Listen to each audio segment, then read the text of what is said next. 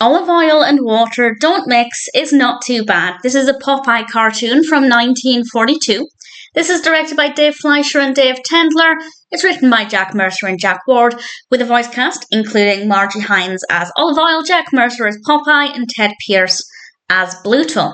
And this one involves Popeye and Bluto deciding that they're going to swear off women because they're too much trouble, they cause too many problems.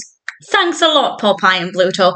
But they come to this pact, and then Olive Oil goes on board the ship where they're working, and basically both of them see her and decide that they're going to no longer swear off women, and they both try and get her attention.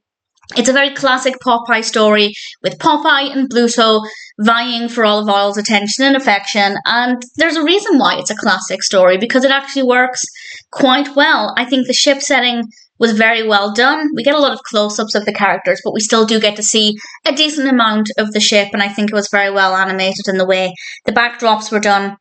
I was really pleased with. I liked the character interactions. I particularly liked the interactions between Popeye and Bluto. They were really nice to see in particular.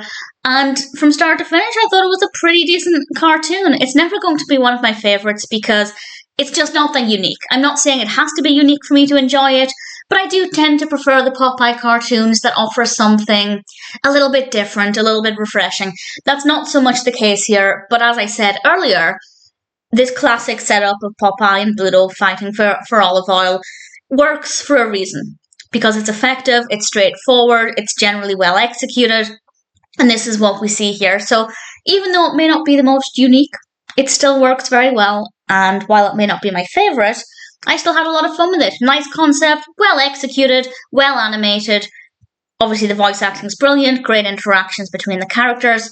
No complaints from me at all. Olive Oil and Water Don't Mix is definitely one that I'm very happy to recommend.